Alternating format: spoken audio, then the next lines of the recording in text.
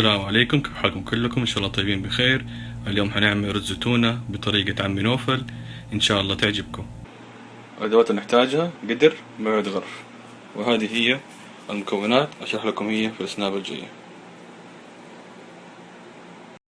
المكونات هي ملعقة ونص غرف زيت، 3 أكواب رز، شطة، 5 علب تونة جيشة او بوتان، 3 علب صلصة لونة، بصلتين صفرة. هنبدأ دحين نقطع البصل ونغسل الرز عشان تطلع مظبوطة. اليوم معانا بدال عم نوفل ولد محمد. محمد، كيف حالك؟ الحمد لله.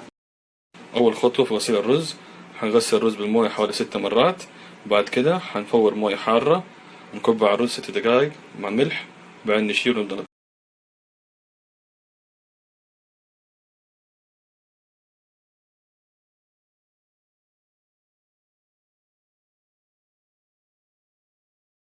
انتهت 6 دقايق، نصفي الموية الحارة من الرز.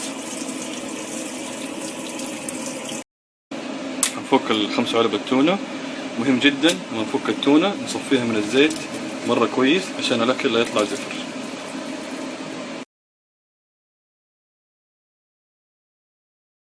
طيب الرز خلص، غسلناه حطيناه هنا في الصفاية. 5 علب تونة، وعندنا 3 علب صلصة حنحطها دحين في الزبدية ونحلها بموية حارة.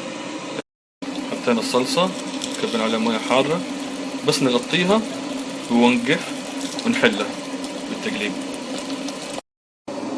نولع النار، نار عالية، نسخن القدر، وبعدين نحط ملعقة ونص غرف زيت.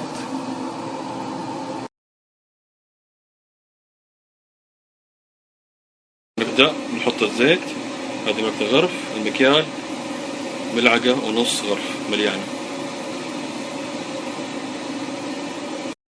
سخن الزيت، نبدأ ننزل البصل لمدة دقيقتين ل3 دقايق، ما نبغاه يدبل علينا.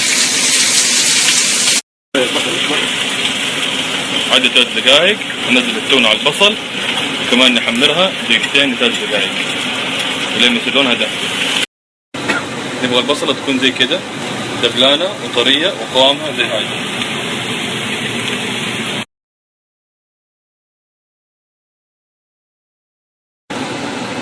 دحين أكب الصلصة، الباقي من الصلصة إذا كان فيه باقي ثقيل نستحله ثاني مرة بموية وننزل، بس الحمد لله كويسة ما نحتاج. هنزود موية فوق الصلصة بس نغطي الخليط اللي عندنا.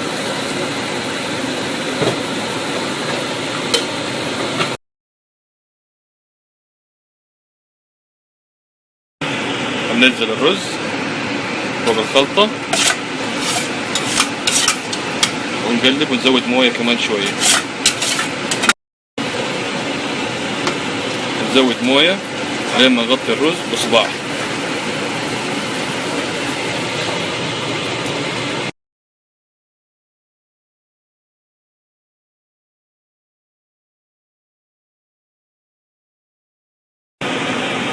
حنصب نص القارورة 176 مللي شطة لونة، وبعد ما ينشف الرز حنصب، وبعد ما ينشف موية الرز حنصب ربع قارورة.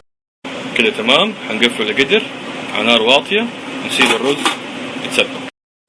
طيب قبل الموية تنشف نرجع نكب ربع القارورة الشطة ونقفل عليه.